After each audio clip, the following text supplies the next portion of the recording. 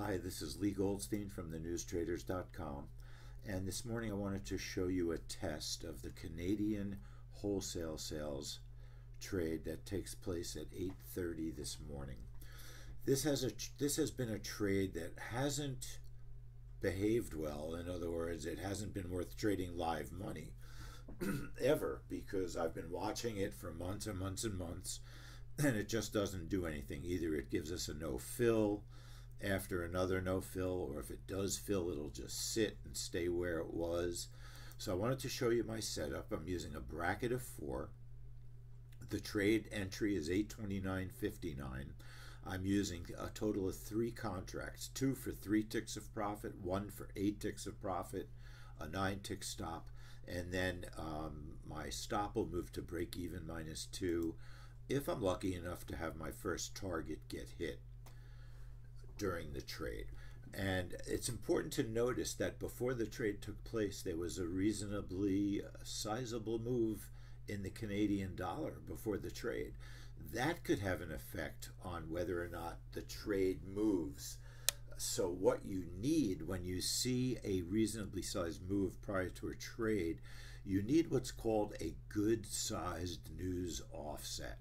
In other words, you want the forecast result to be bigger or smaller on a decent sized basis than the forecast.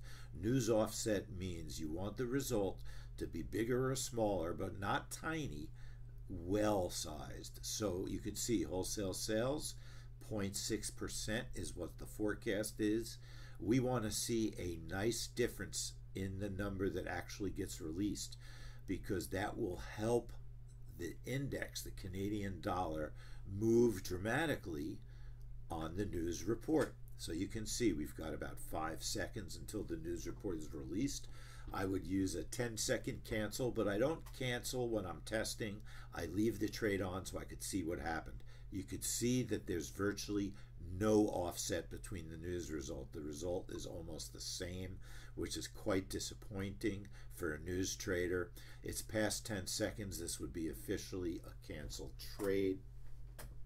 It's always fascinating to test reports, but this is what you have to do to find out if it's going to be worth trading the report.